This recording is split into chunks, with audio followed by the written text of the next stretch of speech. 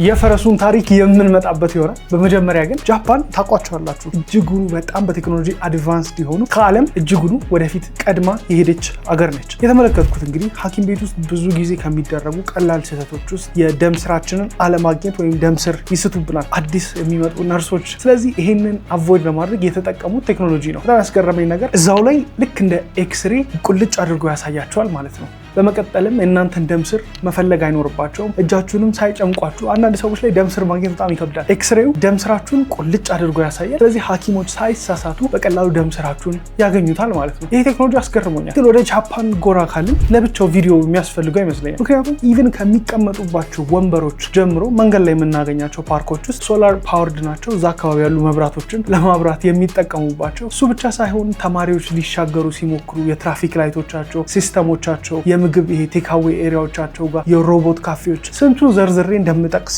አላቅም። ምክንያቱም የጃፓን ለብቻው ቪዲዮ ያስፈልጋል የምትሉ እንኳን ላችሁ በኮመንት አስቀምጡልኝ። ጃፓን ላይ ተመለከትኩት ሐኪም ቤታቸው ውስጥ እንደ ኖርማል የሚጠቀሙትን እቃ ይሄን ነበር። ሌላኛው ደግሞ በጣም ያስገረመኝ የማስመለከታችሁ ኤክስካቫተር ነው። እኛ ሀገር እንግዲህ በስራ ላይ በኮንስትራክሽን ላይ የምትመለከቷቸውን ኤክስካቫተሮች ለረጅም ጊዜ ተመሳሳይ ስራን ሲሰሩ ታውቋቸዋላችሁ። አሁን ግን ማሳያችሁ ስፓይደር ኤክስካቫተር ይሰኛል። ቪዲዮውን መጀመሪያ ላስመልክታችሁ፣ በመቀጠል ለምን ኤክስካቫተር የቴክኖሎጂ ፕሮግራም ላይ እንዳቀረብኩ ትመለከታላችሁ።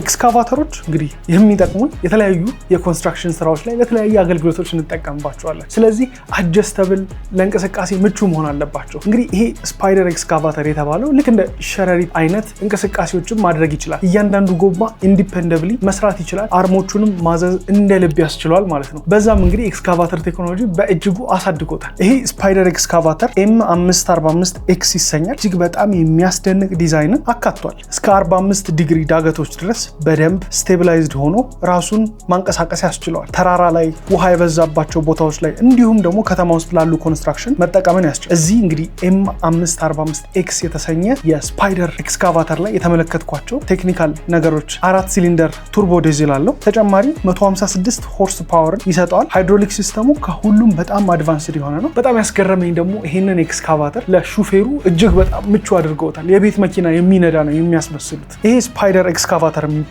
ሜንዚ ማክ M545 ኤክስ ይሰኛል። ኤክስካቫተር ብቻ አይደለም፣ የኤር ሰስፔንሽን ሲት ለሹፌሩ አለው። ያ ማለት እንግዲህ እላዩ ላይ በሚንገጫገጭበት ሰዓት ሹፌሩ የራሱ ኤር ሰስፔንሽን ያለው ወንበር ተገጥሞለታል። የፓኖራሚክ ቪው አለው። ጆይስቲኮቹ እዚህ ላይ የተገጠሙት የኤክስካቫተሩን የተለያዩ ፓርቶች ለማዘዝ የሚጠቀሙበት እጅግ በጣም ምቹ ናቸው። ረጅም ሰዓትም እዛ ውስጥ ቁጭ ብሎ ለመስራት እንዲያመቸው ተደርገዋል። በጣም ስላስገረመኝ ነው ይሄን ኤክስካቫተር ያቀረብኩላችሁ። እስቲ በደንብ ተመልከቱት እንዴት እንደሚሰራ። ሌላኛው ደግሞ ወደ አሜሪካ ስንመለስ በጣም የሚኮሩበት አንድ የሮቦቲክስ ድርጅት አለ። ደጋግሜ ያነሳዋለሁ። የቦስተን ዳይናሚክስ ነው። የተለያዩ ሮቦቶች አላቸው እና አትላስ ብዙ አይነት። ዛሬ ግን በጣም ያስገረመኝ የሮቦት ካሜራማን መጥቶ ሲቀርጽ አይቻልም። ስለዚህ ይሄ የሮቦት ካሜራማን እንግዲህ በጊምበል ነገር ስቴቢላይዝ አድርጎ ካሜራውን ፓን ሾቶችን ሲወስድ ተመልክቻለሁ። በጣም ነው ያስገረመኝ። ወደፊት እንግዲህ በጣም ፐርፌክት ካሜራማኖችም ይሆናሉ ሮቦቶች ማለት ጠቀስ ላድርገው ብዬ ነው። ይሄ አሁን ዋናው ስለ ፈረሱ የምንመለስበት ታሪክ ላይ ደርሰናል። እንግዲህ ከዚህ በፊት ፈረስን ፈረስ ብቻ ሆኖ ነው ያገኘሁት። አሁን ግን ፈረስ የሚመስል በሃይድሮጅን ፓወር የሚሰራ መንቀሳቀሻ መሽን ተፈብርኳል። ይህንንም እንግዲህ ጃፓን ላይ በነበረ ኦሳካ በሚባል ከተማ ላይ በነበረ ኤክስፖ በ2025 ኤፕሪል ላይ አሳይተውት ነበር። ዓለምን ያስገረመው በሃይድሮጅን የሚሰራውን ፈረስ ተመልከቱት።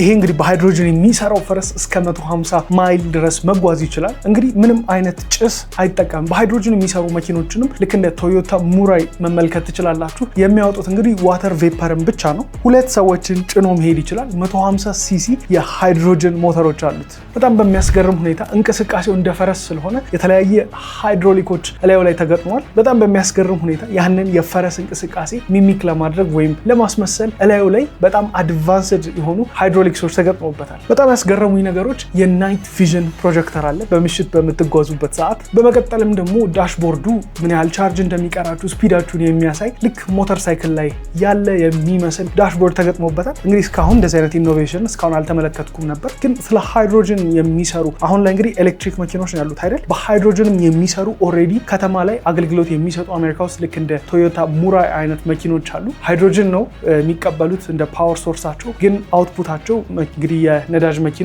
ጭስ እንደሚያወጡት እነዚህ ደግሞ ዋተር ቬፐሮችን ነው የሚያወጡት። ወደፊት እንግዲህ የኤሌክትሪክ መኪኖች እንዲሁም የሃይድሮጅን መኪኖች እንመለከታለን። ሌሎችም ጭስ አልባ አማራጮችን ዓለም የምትከተል ይመስለኛል። የዚህ የፈረስ ነገር ግን እንዴት ተመለከታችሁት? የዛሬው ቴክ ቅምሻ ፕሮግራማችን ይህን ይመስላል። እነዚህ መረጃዎች ለእናንተ እስካጋራ ቸኩዬ ነበር። እንደወደዳችሁ ተስፋ አረጋለሁ። የቀጣይ ቴክ ቅምሻ ፕሮግራማችን እንዳያመልጣችሁ።